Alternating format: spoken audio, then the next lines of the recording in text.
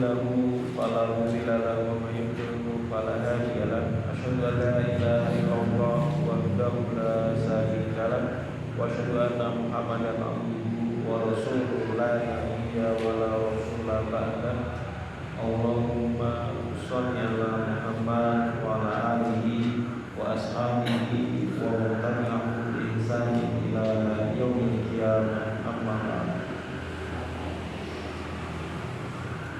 Alhamdulillah, alhamdulillah pada kesempatan di malam hari ini kembali kita bisa melanjutkan kajian kita setiap malam Selasa. Alhamdulillah pada kesempatan kali ini insyaallah masuk bulan Rabiul Awal. Menurut tetangga ada satu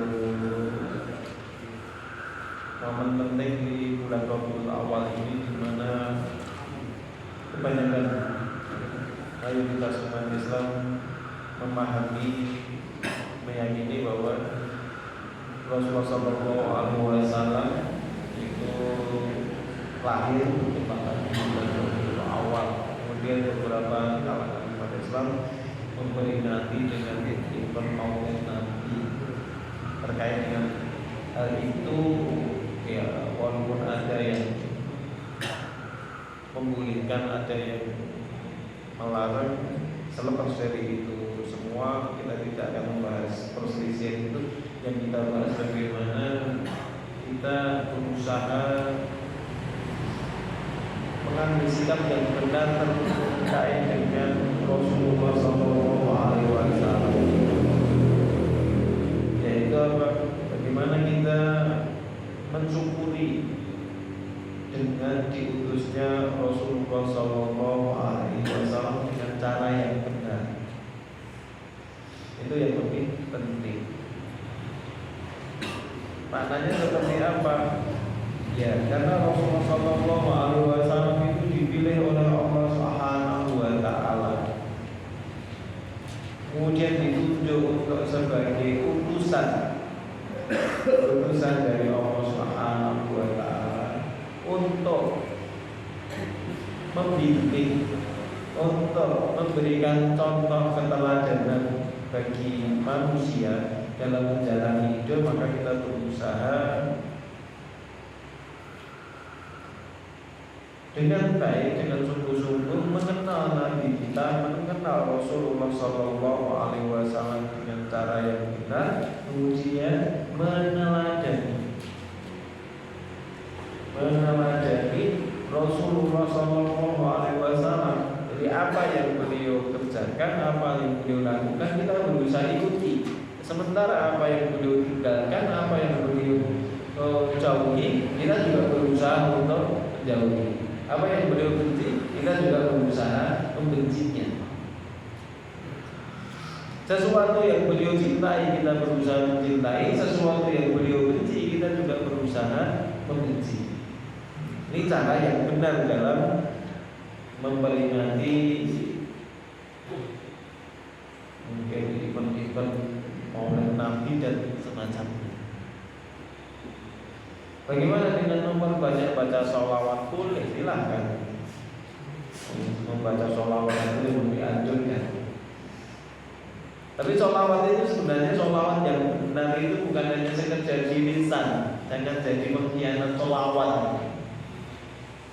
Lisannya bersolawat, mendoakan Nabi, memuji Nabi dan lain sebagainya, tapi perbuatannya mengingkari Nabi.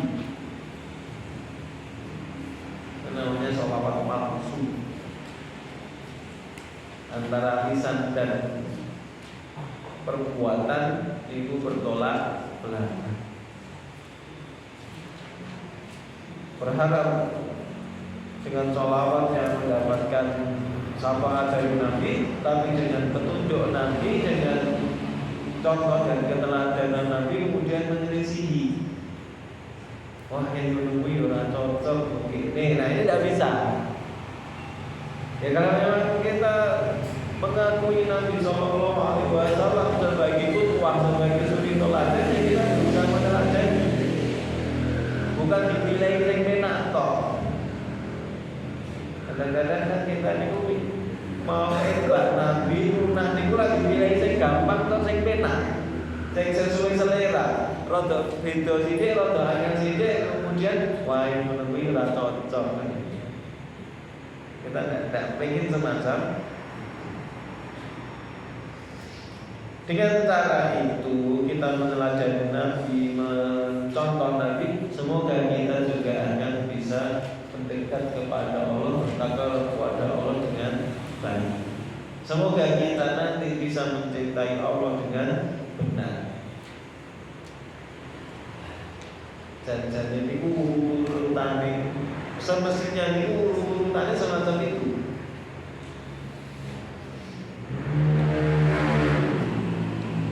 Sholawat dianjurkan, ya sholawat. Kemudian membaca biografi Nabi itu sangat dianjurkan.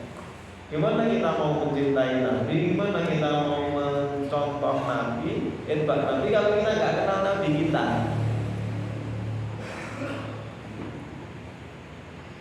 Itu penting juga mengenal Nabi. Dengan cara apa? Membaca buku-buku sejarah atau biografi atau yang sering disebut sebagai sirah Rasulullah Sallallahu Alaihi Wasallam. Gimana kalau dilakukan setiap malam Jumat boleh, malam Senin juga apa-apa, malam Selasa juga apa? Setiap malam juga boleh. Ahad pagi ya boleh. Ini jadi sederhana banget. Lebih bagus lagi ya mungkin di selang-seling pas malam Jumat mungkin baca kitab yang Al-Barzanji itu, mungkin malam Sabtu nunggu yakin, terus nanti pas Ahad pagi Rohibul Maktum, mungkin malam Selasa dan sirah bisa bukti wajah terus wati. Kalau kurang malam ya Bidayah Wani Ayah, lumayan ya mas. Bisa Bidayah Wani Ayah khatam itu lumayan. Dengan demikian kita akan bisa mengenal, bisa mengerti tentang Nabi Sallallahu Alaihi Wasallam dengan cara yang proporsional. Dengan kita mengenal Nabi akan tumbuh rasa cinta, akan tumbuh semangat untuk meneladani, mencontoh Nabi Sallallahu Alaihi Wasallam. Jangan sampai kemudian kita memuji Nabi, mendoakan Nabi, bersolawat kepada Nabi, tapi dengan ajarannya kita menyelisihi, kita menolak. Terus ini Indonesia rasa ke Arab-Araban.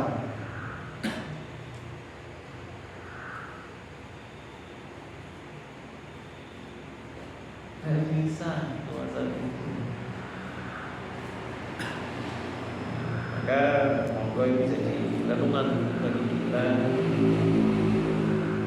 Jangan sampai kita hanya sekedar melazimi ritual-ritualnya saja, tapi tidak mengerti esensinya. Kemudian kita debat itu juga masalah-masalah ritual-ritual tanpa kenal esensi. Ini mau mulai peringatan kayak gini itu beda. Enggak, ya itu semua. Kisruh itu saja tapi tidak sama-sama tidak ngerti esensinya. Yang memperingati juga sekedar ritual tiap tahun, berperingatan Maulid Nabi, berlomba maca sholawat, maca tentang biografi Nabi macam-macam, baru itu sudah selesai. Mereka kenal istilah halal, haram, sunnah, makruh. Itu sing makruh ya dilakoni di jalan tanpa gubah. Dan ini pengen terjadi karo Nabi, tapi sesuatu yang dibenci Nabi kemudian kita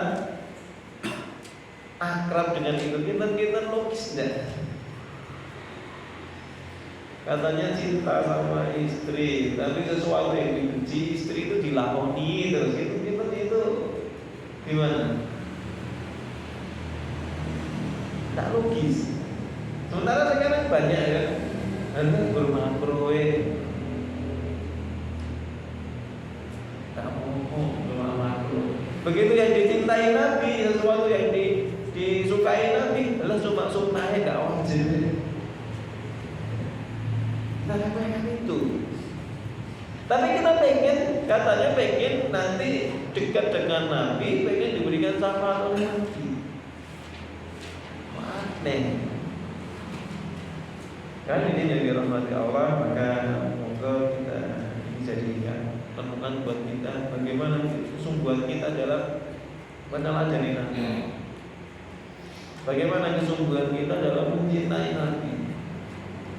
Momen Maulid Nabi, isi momen bulan Rabiul Awal, kita perbanyak. Silakan diperbanyak membaca sini. Baca buku-buku yang terkait dengan biografi atau sejarah Rasulullah Sallallahu Alaihi Wasallam. Banyak sekarang buku-buku semacam itu yang sudah dicetak, sudah terbit. Kalau yang edisi cetak itu tidak terlalu mahal, atau sekarang bahkan di internet itu juga gampang. File baru PDF atau ceramah terkait itu banyak, bisa dicari mudah.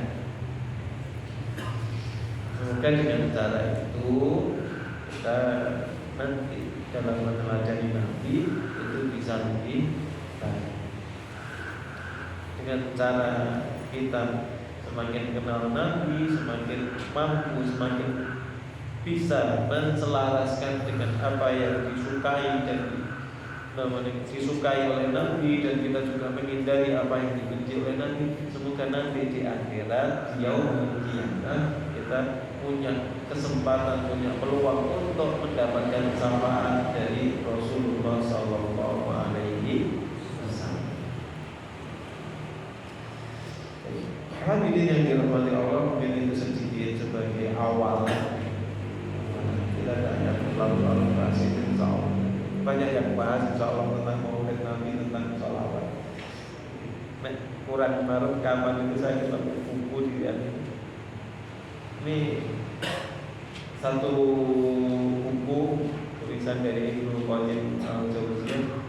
Beliau membahas dalam buku ini tentang bahas tentang keutamaan sholawat. Di sini dijelaskan dari hadis-hadis yang memang itu sahih tentang sholawat.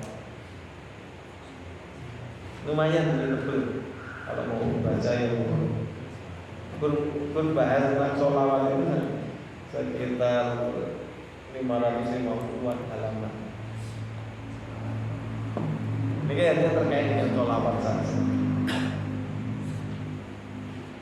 Tapi tidak ada banyak varian dari lagu, dan bagaimana terkait dengan keutamaan sholawat. Bukan varian sholawat yang modern sekarang.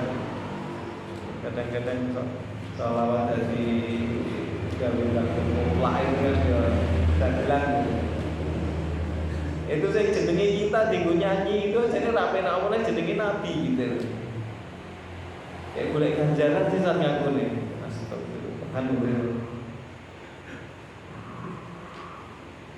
Baik, teman Ustaz itu semua kita akan lanjutkan pembahasan kita terkait dari kemarin masalah sholat jamaah. Kita lanjut tentang sholat jamaah. Apa nih si kalau segera kita masuk tentang orang-orang yang tidak boleh menjadi imam.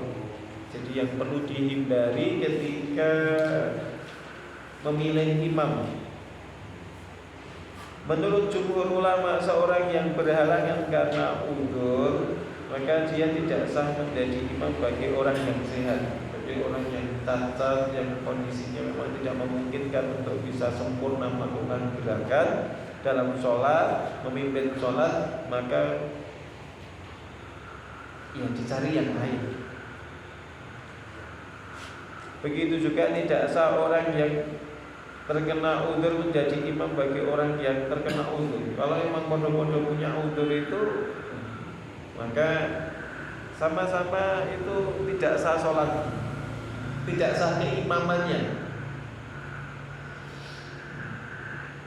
Ini dalam kondisi normal, kondisi normal, bukan dalam kondisi darurat. Nek ono imam niku sing posisine tidak ada kecacatan yang merusak gerakan, namun tidak mengurangi kesempurnaan gerakan sholat.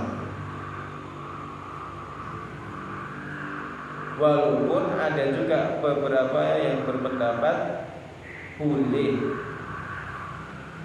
seperti mazhab Maliki, maka mereka mengatakan boleh tapi hukumnya makruh.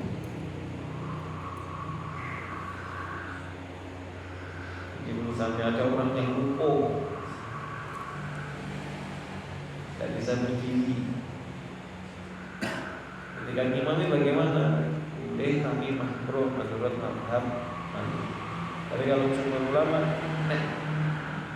bisa jawabannya, yaitu posisinya tidak boleh kecuali memang rawon liyane atau dalam kondisi-kondisi yang darurat. Karena imam itu punya tanggung jawab yang cukup banyak dalam sholat. Kemudian untuk imam wanita, bagi jamaah wanita, bagaimana kalau kaum muslimah, para muslimah itu mau sholat misalnya di pondok putri atau di rumah itu aja anggota keluarga yang putri-putri, bukan hanya satu, ada beberapa. Kalau sholat di rumah tidak ikut sholat jamaah di masjid, bagaimana?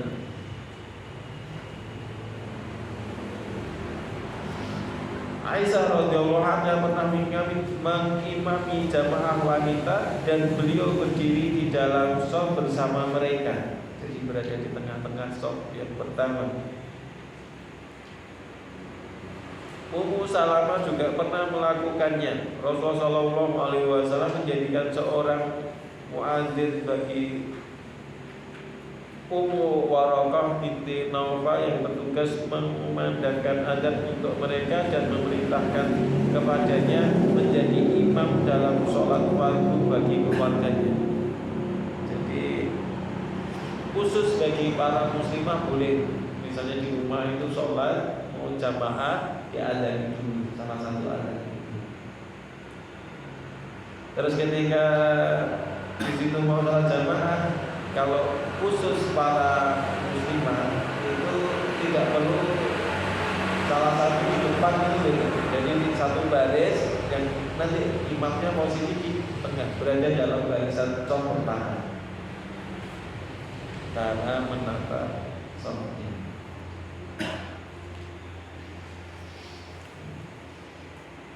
Kemudian bagaimana kalau seorang pria, seorang laki-laki kemudian mengimami jamaah wanita?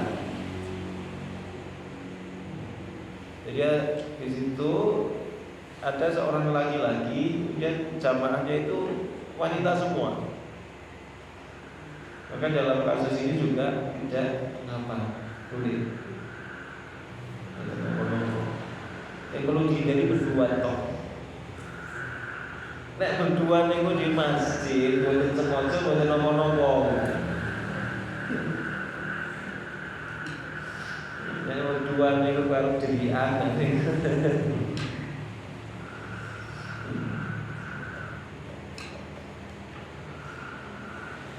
Ubay bin Ka'ab pernah datang kepada Nabi sallallahu alaihi wasallam, lalu beliau berkata, "Wahai Rasulullah, tadi malam aku melakukan sesuatu." Beliau bertanya, "Apa yang kamu lakukan?" Dia menjawab, "Di rumah kami tinggal bersama beberapa wanita. Mereka berkata kepadaku, 'Kamu pandai membaca Al-Quran, sedangkan kami tidak, maka sholatlah bersama kami.' Maka aku pun sholat 8 rakaat dan sholat malam, sholat tahajud bersama mereka."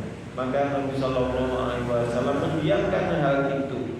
Kemudian Ubay memberikan komentar, menurut kami sikap beliau menunjukkan bahwasanya beliau ridho, sepakat, tidak mempermasalahkan itu.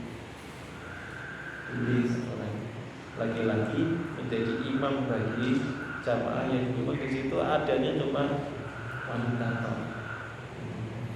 Kalau misalnya musola itu dikembalikan kepada istilah awal pawes tren, itu misalnya ada satu orang laki-laki yang menjadi imam bagi jamaah putri yang di situ, maka itu tidak mengapa.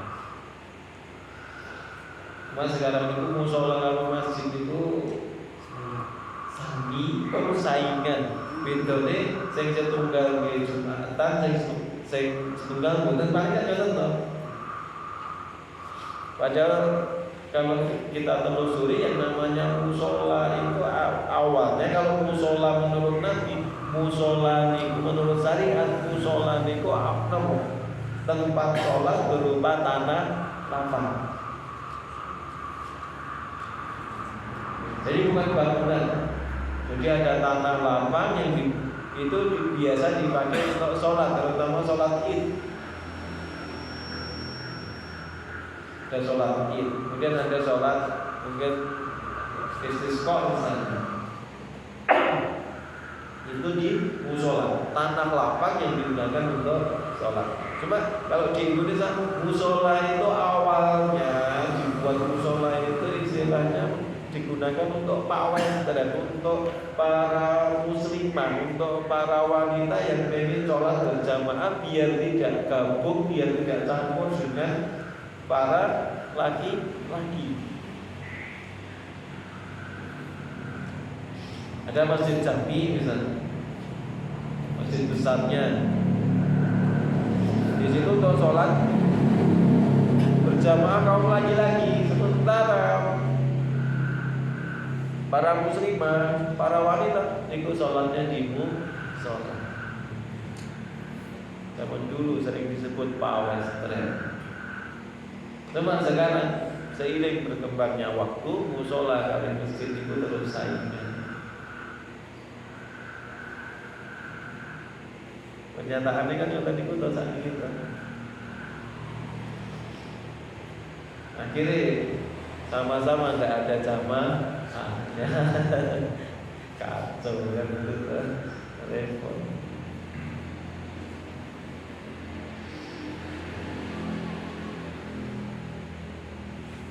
Kemudian orang fasik ataupun pelaku bid'ah yang menjadi imam, kita misalnya sholat, kemudian imamnya niku kan orang fasik atau pelaku bid'ah, bagaimana hukumnya semacam itu?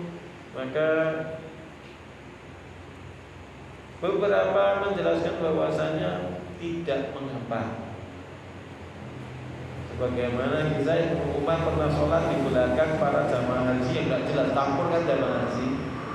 Itu ada yang Umar, sahabat jadi makmum. Maka dia tidak menjadikan beliau terus mengulang sholat ya.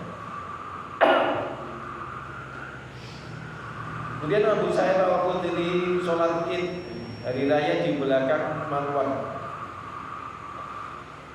Menguasai dianggap dolim. Kemudian Ibnu Mas'ud sholat di belakang Walid bin Uqbah bin Abu Mu'ayyid dan dia suka minum khamr. Ini pernah seorang sahabat yang tidak bisa, sulit meninggalkan khamr, pernah jadi imam. Sementara Ibnu Mas'ud sholat di belakangnya. Suatu ketika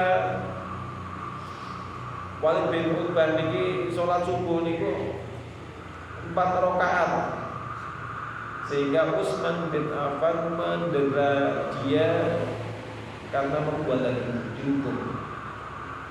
Jadi walaupun ada yang sering dipakai untuk contoh ya, kalau mubalik itu seorang sahabat itu yang disenengi Nabi karena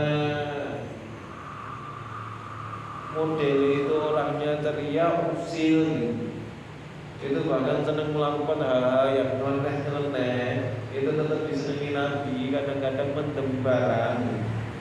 Itu katanya kemudian itu dijadikan dalil. Ojo nyeleh-eleh, ndak nyeleh-eleh. Orang itu ndak masalah dalam arti ketika beliau melakukan dosa-dosa itu bukan kemudian dia dikeluarkan dari Islam, enggak.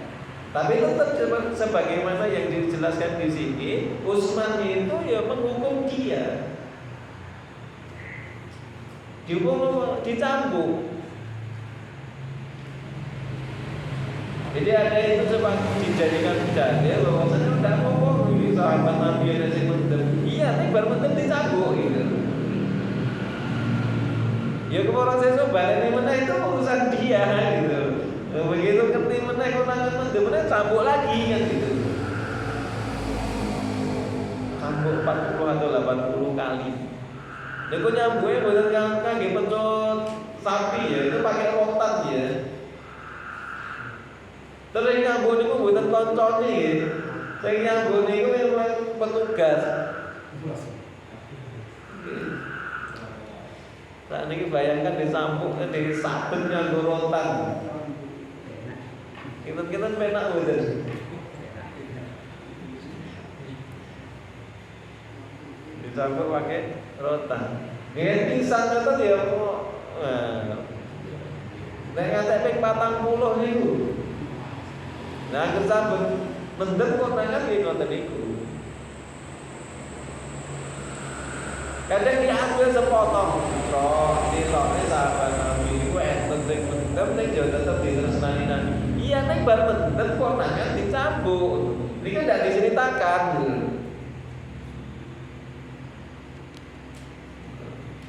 Karena sahabat itu bukan terus dicela, enggak. Itu memang ditolong, dikasih kesempatan untuk tobat, enggak dicela. Termasuk sebagian besar sahabat itu tidak suka mencela orang yang melakukan perbuatan buruk, yang dicela perbuatannya bukan orangnya. Kalau sudah ditinggalkan ya sudah. Kalau mereka melakukan perbuatan itu konangan gelem diterapkan hukum, ya tidak masalah. Dan sekarang kan boleh ibadah itu. Wong mendem iki terus nang Nabi kok aja seneng elek-elek wong mendem.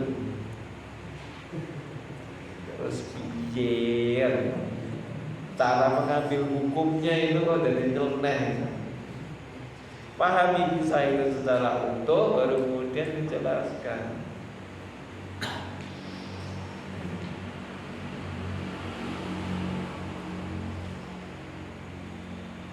Kemudian juga para sahabat dan tabi'in sholat di belakang Ibnu Abbas dan ia disangka atau muncul dan di kalangan para sahabat itu sebagai orang yang ateis dan mengajak kepada kesesatan.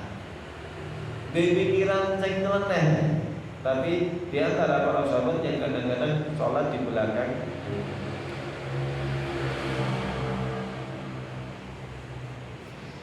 Menurut ulama, orang yang sah sholatnya maka sah untuk menjadi imam atas orang lain. Meskipun demikian, banyak di antara para ulama berpendapat makruh sholat di belakang orang fasik dan pelaku berkulit. Makruh.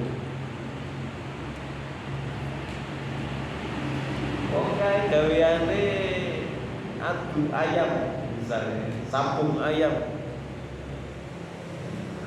Oke, gaweane mendem ning tergem ning masjid. Nah, dalam kondisi kayak gitu, nek iso, yo ampun dadekne imam. Imamnya boleh kelihane. Oh, atau orang yang sekarang gini, orang yang disangka atau mungkin tertuduh dalam penyelidikan kasus korupsi. Nah, kalau sudah semacam itu sementara leren dulu jadi imam, biar nanti sampai dia itu betul-betul bersih atau tidak. Nek ternyata kok tujuan itu benar, ya wis lah ganti ya. Nek ternyata kok itu hanya tujuan-tujuan yang tidak terbukti, ya maka dipersilahkan untuk lanjut jadi imam. Lah piye sing bangun ki masjid kuwi ya masjid hasil korupsi. Nah, repot lah. Pakai cara yang begitu, satu kebaikan dibalas 10 kali lipat, satu keburukan dibalas 1.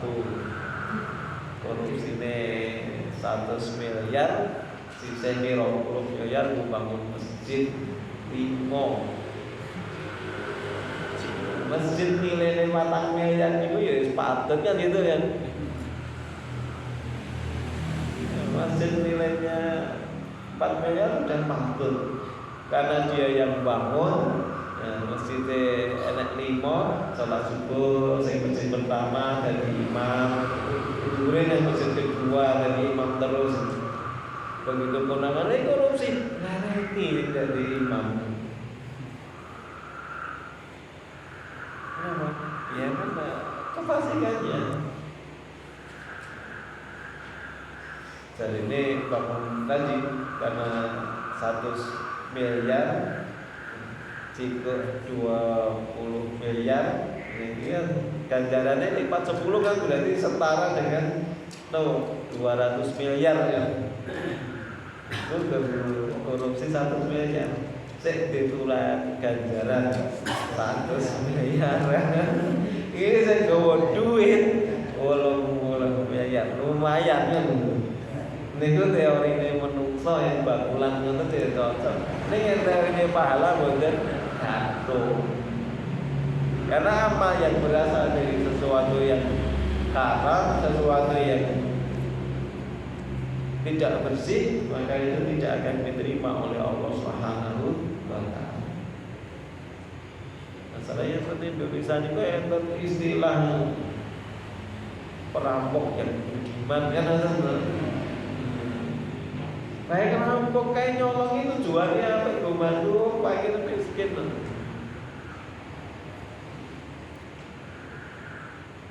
Tidak bisa sebenarnya.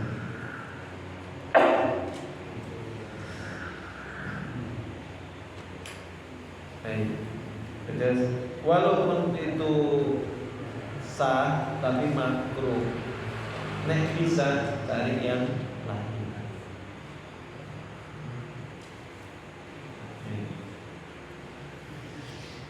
Kemudian yang berikutnya hukum keluar dari sholat berjamaah. Wes kadung melu sholat jamaah terus di tengah jalan terus iki kok yang ini ya wes metu wae. Boleh ndak kan? Pernah ada satu kisah. Ini terkait dengan sahabat Mu'ad.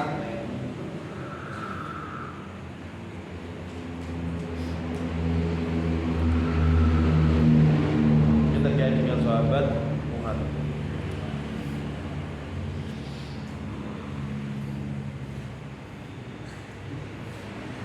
Jabir berkata bahwa Mu'ad sholat isya bersama Rasulullah SAW lalu ia pulang kepada kaumnya dan menjadi imam atas mereka.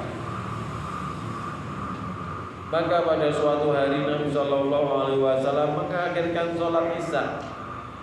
Mu'ad sholat bersama beliau lalu pulang kepada kaumnya untuk menjadi imam sholat bagi mereka. Mu'ad membaca surat Al-Baqarah. Maka ada seorang yang memisahkan diri dari jamaah dan melanjutkan sholatnya sendirian. Kemudian ada yang berkata kepada orang tersebut, wahai fulan, kau munafik. Di imam ini ku yo pengen sholat imami sholat jamaah imami sing diwaca surat Al-Baqarah. Boten alif lam mim tok terus rukuk nggih. Dan mriki ya enten wonten niku sing diwaca Yasin.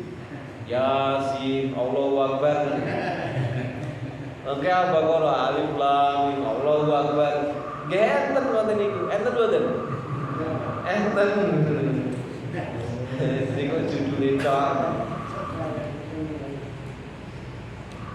Maka kemudian ia menjawab, orang yang dituduh oleh orang yang lain yang disebut kau telah munafik karena memisahkan dari imam tadi. Kemudian menjawab, aku tidak munafik, tetapi aku akan datang kepada Rasulullah Shallallahu Alaihi Wasallam dan mengajukan hal ini. Rak terima yang disebut munafik, aku ini orang munafik. Ning imam ini tenanan banget kondisi yang ini. Sesok aku sowan Nabi. Maka ia pun datang kepada Nabi Shallallahu Alaihi Wasallam menjelaskan kejadian di malam tersebut. Maka Rasulullah Shallallahu Alaihi Wasallam bersabda, afatannu anta ya Mu'ad, afatannun anta ya Mu'ad, Iqra suratu kada wa kada. Wahai Mu'ad, apakah kamu akan membuat fitnah? Wahai Mu'ad, apakah kamu akan membuat fitnah? Bacalah surat ini dan ini. Yang ditegur justru Mu'ad, karena membaca surat terlalu panjang untuk kaumnya. Akhirnya menimbulkan fitnah, memberatkan kaumnya. Satu hal yang perlu dipahami bahwasanya imam itu kudu ngerti juga kondisi makmum. Nek kinten-kinten macane iki kepanjangan, niku mesake makmum. Lha salat maghrib biasanya maghrib itu banyak anak kecil gitu. Kata lari-lari niku derek salat maghrib. Nek salat subuh itu mboten napa-napa. Biasanya anak-anak kecil enggak banyak, misalnya ada itu enggak banyak. Saya dibentuk, misalnya orang tua bawa anak kecil untuk sholat subuh, biasanya itu anak kecil itu mampang, tidak ribet, tidak kaget pola, tidak kaget rewel. Tapi kalau sholat maghrib tampur. Dalam kondisi semacam itu sedang diwaca tuwa, anak-anak dormuang, anak-anak kecil, atau bahkan ngantek dorewel, itu mesaki sing tuwa sing duwe anak. Kita itu gak mesake jamaah liyan nih. Kadang-kadang niku jenenge sakniki niku sinten to sing mboten butuh HP barane dikantongi kok ngira HP nak disalahke ten dokan. Niku akhirnya ten pian area player terus gitu-gitu mau kerja niku ketir-ketir mboten. Moga-moga agaknya kan ngoten to. Niku agar kita mau nazar liwat kan kita dulu. Niku kita fokus sholat sama fokus nang HP niku. Lha niku imam niku mboten tanggap dalam kondisi semacam itu maca nggih tetep digoleki surat yang dawa. Iku jenenge imam mboten saged nemu kondisi jamaah.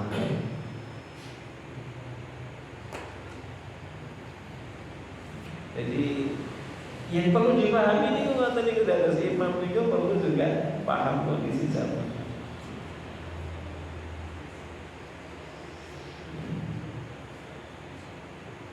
Jangan sampai membuat jamaah itu menjadi resah atau benci kepada imam.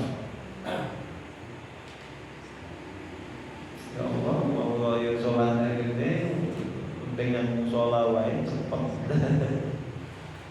Atau ketika dalam kondisi-kondisi tertentu kemudian sholatnya cepat banget, sehingga jamaah itu tidak punya kesempatan untuk membaca dengan sempurna, itu juga tidak baik juga. Akan proporsional.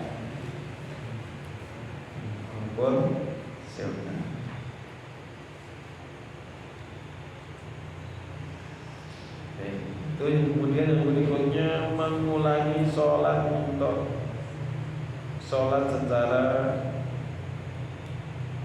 berjamaah. Jadi ketika mungkin ada sebagian di antara kita karena sesuatu urusan kita sudah masuk waktu, kita sholat dulu di rumah. Terus dilalah kok tegal mampir masjid, di situ masih ditegakkan sholat jamaah, maka kita boleh ikut lagi sholat jamaah. Diniati pas sholat jamaah itu diniati sebagai sholat sunnah.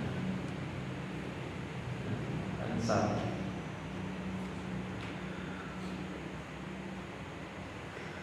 Atau sebaliknya sudah sholat, ini yang sudah berkeluarga ya, di masjid sudah sholat berjamaah, kemudian pulang biar istrinya juga mendapatkan sholat jamaah, kemudian ikut bersama-sama jamaah dengan keluarga yang berdiri di rumah, maka ini dinyati sebagai sholat sunnah. Maka itu juga tidak mengapa.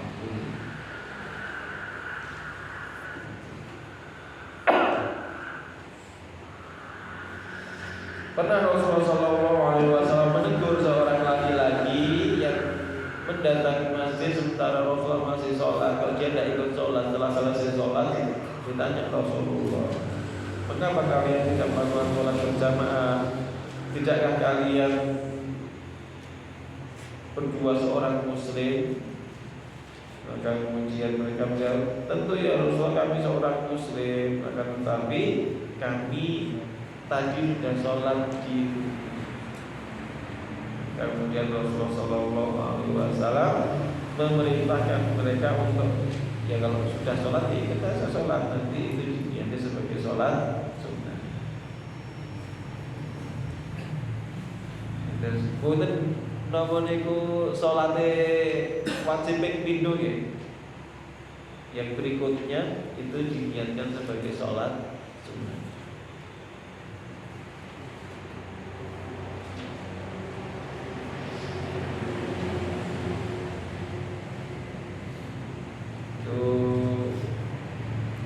Termasuk juga ketika dia sudah sholat berjamaah, maka ikut lagi, teman-teman. Walaupun sudah sholat jamaah, tapi tetap niatnya yang kedua itu sebagai sholat sunnah.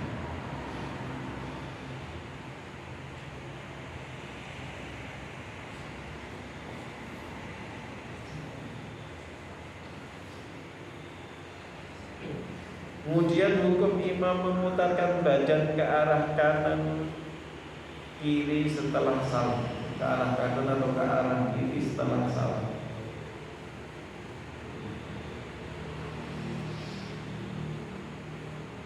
Jadi ketika setelah selesai sholat, maka imam itu biasanya kan terus niku nggih, balik kanan atau ke kiri atau bahkan balik ke menghadap ke makmum karena ke jamaah. Dan itu memang termasuk yang disunahkan. Qabisah bin Hubayb meriwayatkan dari bapaknya bahwa Nabi Shallallahu Alaihi Wasallam pernah mengimami kami, lalu beliau membalikkan badannya ke kanan dan ke kiri. Terus setelah sholat itu terus menghadap ke jamaah. Aisyah radhiyallahu anha berkata bahwa Rasulullah sallallahu alaihi wasallam tidak duduk setelah selesai salam kecuali hanya seukuran membaca Allahumma antas salam wa minkas salam tabarakta ya dzal jalali wal ikram. Dan itu balik ke arah jamaah. Itu termasuk sesuatu yang disunahkan. Kalau jamaahnya putri, maka jamaah putri itu dipersilakan untuk keluar dulu dari masjid biar tidak bareng campur dengan laki-laki. Kalau itu mau meninggalkan masjid, saat ini kuali ini biasanya jamaah putri kerasan-kerasan di kiri. Saya mau jenak nih mas-mas bapak-bapak gitu.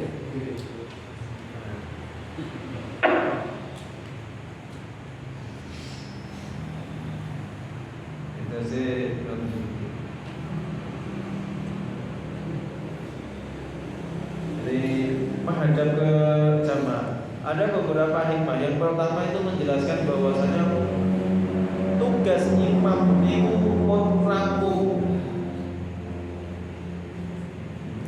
Jadi ketika sudah selesai salam, tugas imam itu selesai, pimpin sholatnya pun rampung. Apa yang dilakukan imam sudah tidak harus diikuti lagi sebagaimana sholat ketika ditegakkan.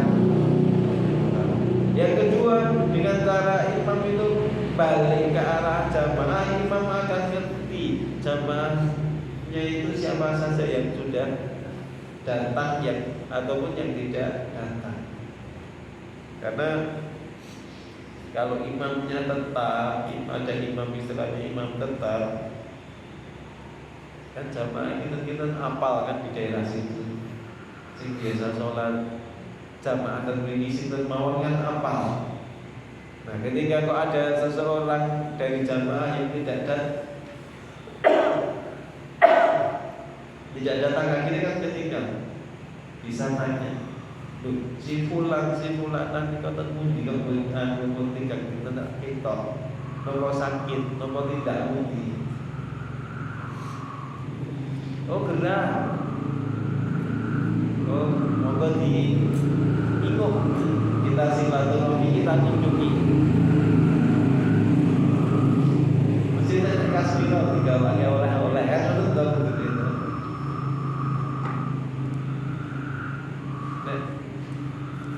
Imam atau takmir atau masjid itu punya peran yang semacam itu, kita jamaah nyaman gitu. Nyaman gitu. Terus yang masjid itu benar-benar khusus ke bangun fisik.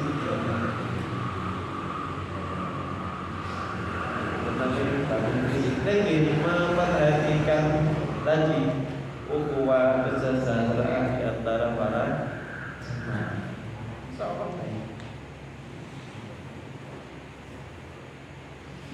Kemudian untuk meninggikan tempat imam, ini sesuatu yang makruh. Terus imam itu berada di tempat yang lebih tinggi dari jamaah, itu sesuatu yang makruh, kecuali untuk tujuan tertentu memberikan contoh. Jadi sekedar memberikan contoh, atau nomor jamaah yang agak belakang biar kelihatan. Ben kita. Saya kalau ada dalam satu ruangan terus bagian mihrab ini tinggikannya kok signifikan. Mungkin saat batu sekitar 25 cm atau sak keramik yang 30 cm, itu sesuatu yang tidak makruh. Maksudnya apa? Islam itu mengajarkan kesetaraan di antara sesama manusia.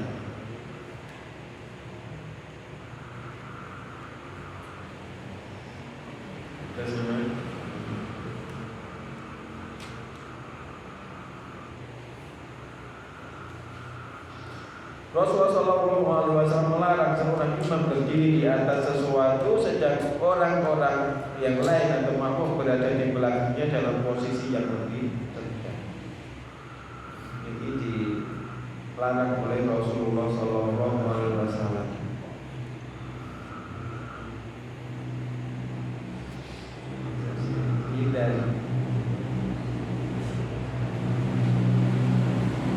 Kecuali tadi Rasulullah pernah melakukan itu, sholatnya itu di atas mimbar, itu untuk memberi contoh gerakan sholat yang benar dan kelihatan.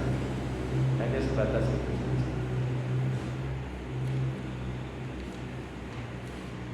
Misalnya pun ada yang membolehkan statusnya makruh. Nek lebih rendah makruh.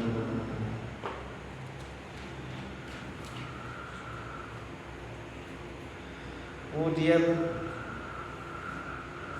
ketika kita sholat antara imam dan makmum niku terhalang tabir atau dinding, asal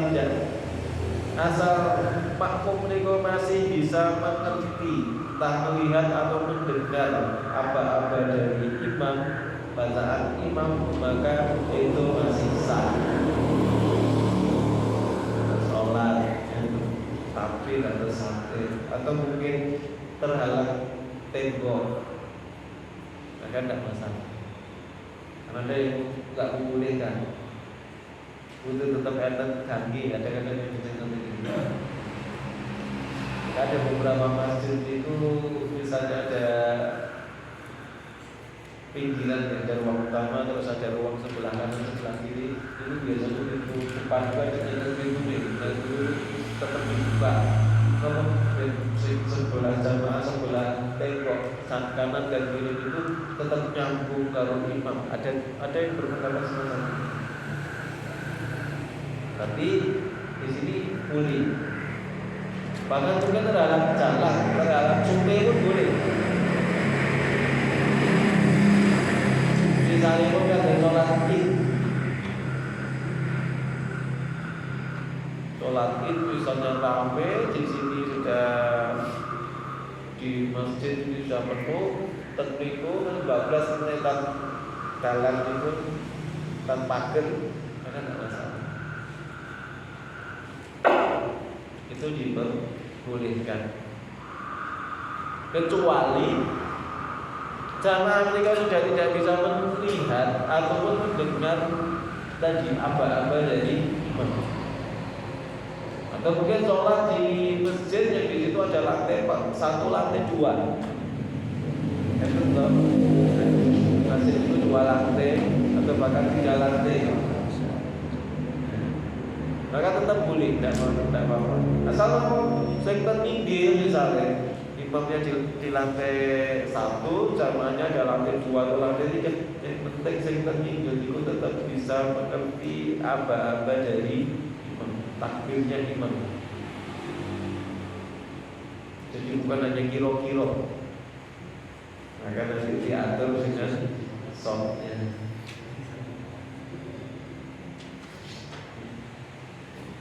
Buat tanda ini untuk bahasa kilo-kilo imam kilo.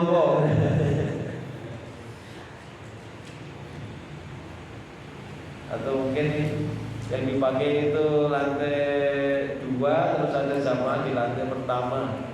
Kalau masih mendengar bacaan dari imam, apa-apa dari imam takbir imam, maka masih sah. Dengan perbuatan, nah itu, atau mungkin tidak melihat dan dengar apa-apa, pun dia sholat di luar.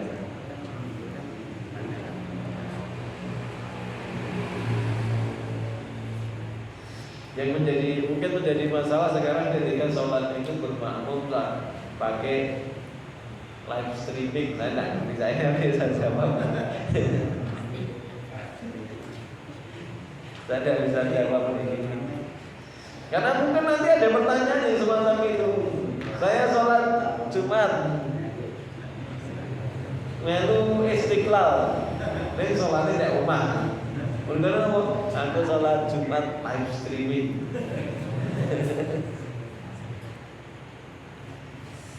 Ini saya tidak bisa jawab. Hukum ini pun Allah alam mentangkan oleh para ahli fikih kontemporer. Karena sekarang model kayak gitu sekarang banyak. Logika pemikiran semacam itu pasti nanti akan muncul. Lah kok sholat jamaah kayak kemarin pas pandemi itu toh. Sholat Jumatnya live streaming kan offline.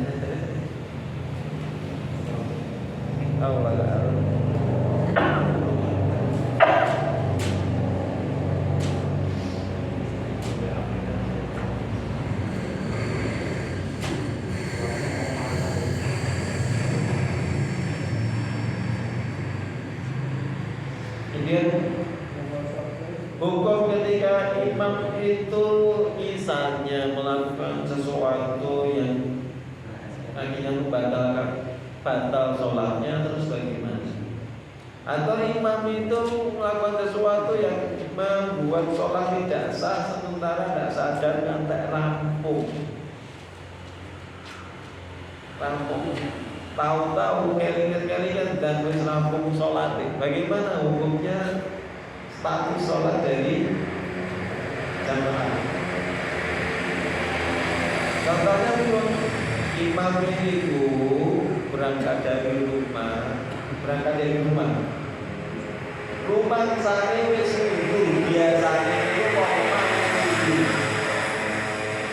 Begitu tekan masjid masjid, biasanya wudhu dari rumah, tempat masjid langsung masuk ke masjid, sholat begitu sudah di iqamah dikumandangkan, dia langsung imami.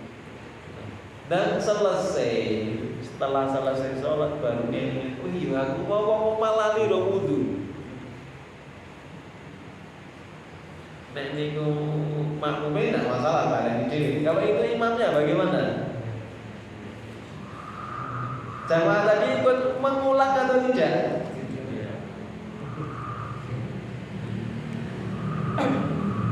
Dalam kasus semacam itu maka jamaah sah, sholat jamaah tetap sah.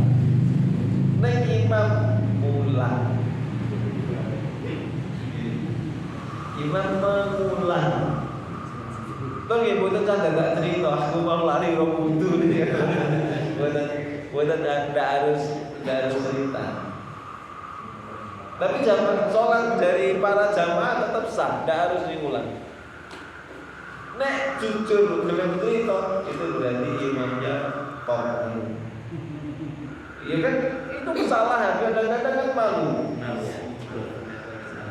Ya kalau dia mau jadi cerita dengan jujur berarti kan beliau masalah ini jujur benar kan. Ngakoni ngoten niku mboten gampang. Enggak gampang kan? Mengakui kesalahan itu mboten. Jadi diperbolehkan. Maksudnya itu yang batal atau yang tidak sah itu hanya imamnya saja. Kalau jamaah tetap bisa. Kalau ternyata kok di tengah-tengah sholat kok batal, maka digantikan oleh jamaah yang lain untuk melanjutkan sholat jamaah tadi. Tidak harus kemudian batal bareng-bareng.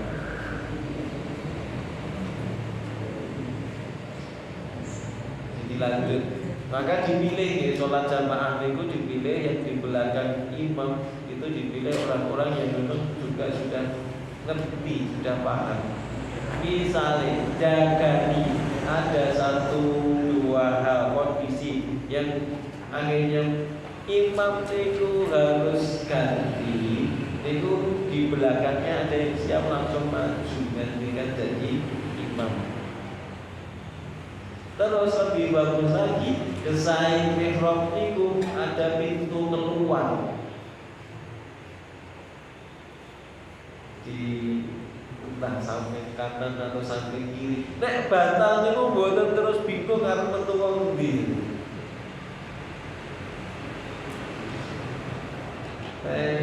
Mesin Pati Aki kan biasanya terus di mihrab niku terus ada pintu keluarnya. Itu dijaga di ngoten niku bisa nek ngantos batal niku mboten terus bingung kan iki aku lewat ndi. Rasa tidak punya jamaah kira-kira kan ya tentang kita namanya satu sore jamaah ikut loro enak dan itu full kan sholat id nanti nikah.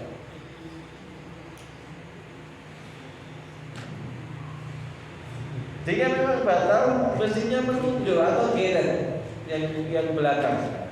Ampun ditilap ke pas sujud terus ditilap ke aku batal ditilap ke akhirnya sama nunggu nanti kesel orang takbir dan ente puas gue mengingat lu kok imam masih hilang imamnya melarikan diri nanti lain waktu dibales.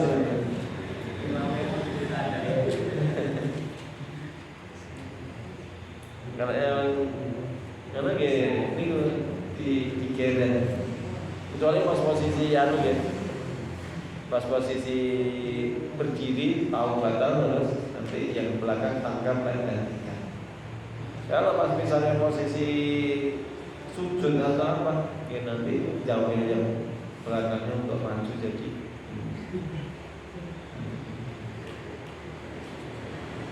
itu siap. Nanti pilih yang di belakangnya pun malah bocah cilik-cilik.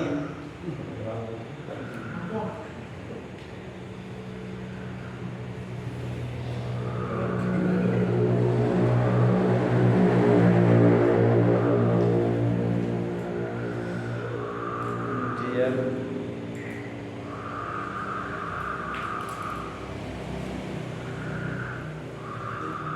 Sampai di sini dulu mungkin ada yang mau ditambahkan atau mau didiskusikan.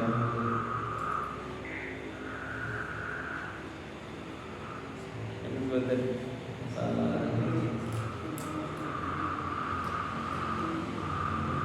Termasuk mungkin boleh kita meninggalkan imam untuk sholat sendiri itu dalam kasus-kasus tertentu boleh memisahkan diri, lanjut sholat. Kita niatnya sholat sendiri, walaupun sama jamaah ini. Misalnya kok ini imam ini jam motornya orangnya tidak tenang gitu. Motor Fatihah lagi tekan Maliki Yaumiddin wis rukuk. Kita mau ya mungkin sholat sendiri. Atau bacaannya dan bener-bener kena di, tidak jelas sama sekali. Sudah makronya tak jelas, tajwidnya disaruki, disambati, bacaannya jadi kacau, panjang pendek, makronya rusak semua.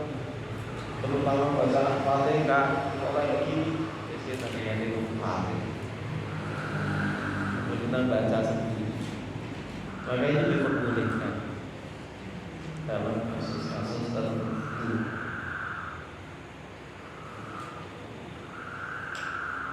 Jadi pentingnya milih imam itu jadi seperti itu. Karena kebiasaan di banyak masjid, banyak musola terus dipilih dados imam itu bukan karena kemampuan dia untuk kemampuan dia terkait dengan masalah agamanya, ning mergo mungkin dari keluarga muwakil. Tapi nah, kalau sudah diwakafkan itu berarti sudah itu milik umat kan, teman-teman. Sudah diwakafkan berarti itu sudah menjadi dikembalikan lagi menjadi milik umat. Maka tidak ada ini punya wakil memiliki hak lebih, tidak. Sudah diwakafkan. Kalau dia beliau memang layak untuk jadi imam, maka betul nopo-nopo. Boleh-boleh saja. Tapi kalau kemudian mensyaratkan harus itu, sementara beberapa hal yang urgen tidak dipenuhi, maka itu dibuatkan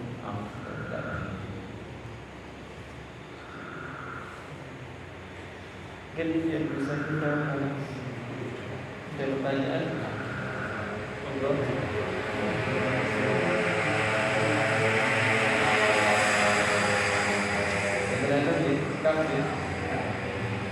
Ya, semoga yang kita pelajari di dalam bahas pada kesempatan di malam hari ini bermanfaat, menjadikan kita bisa lebih baik dalam sholat berjamaah, menjadikan bekal bagi kita untuk mengelola masjid supaya lebih baik, lebih maslahah, kemudian suasana masjid itu bisa lebih makmur. Kemudian juga semoga menjadi motivasi bagi para dari umat Islam untuk kembali lagi muli-muli memakmurkan masjid, supaya masjid betul-betul bisa berperan baik dalam menjadi pusat kegiatan umat Islam. Kita akhiri dengan doa menutup majelis. Subhanaka Allahumma wa bihamdika asyhadu an la ilaha illa anta astaghfiruka wa atubu ilaik. Assalamualaikum warahmatullahi wabarakatuh.